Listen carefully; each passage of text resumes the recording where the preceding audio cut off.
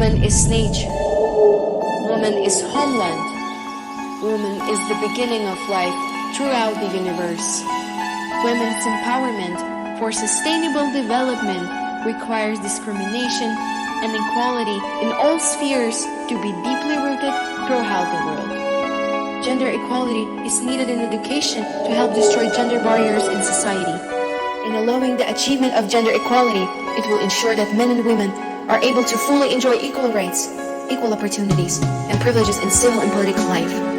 Women play a very important role in the development of intercultural dialogue. Educators of the younger generation, it is women who attract ideal values and higher principles to the younger generation.